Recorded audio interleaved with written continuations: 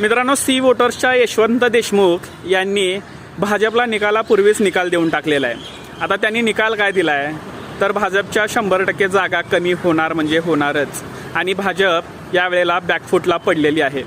असं बोलताना ते म्हणाले की जिथं भाजपचे सर्वात जास्त जागा निवडून आलेल्या तो उत्तर प्रदेश, त्या उत्तर प्रदेशमध्ये भाजपने विद्यमान खासदारांची तिकीटं कापली नाहीत आणि ज्या खासदारांना तिकीटं मिळाली ते खासदार लोकप्रिय आहेत, म्हणजे त्यांची पॉप्युलॅरिटी सगळ्यात कमी आहे. असं असताना तिकडं BSP म्हणजे बसपा आणि काँग्रेस यांचे उमेदवार सरशी ठरतील. त्यामध्ये सुद्धा या दोघांची कामगिरी कितीही चांगली झाली तरीसुद्धा बसपाचे उमेदवार चांगली कामगिरी करून काँग्रेसपेक्षा जास्त सीट ते निवडून येतील, असं सुद्धा त्यांनी या मुलाखतीमध्ये म्हणले. आता तुम्ही सांगा की यशवंत देशमुख यांचा निकाल कुठपर्यंत खरा ठरेल? भाजपच्या खरंच जागा कमी होतील का?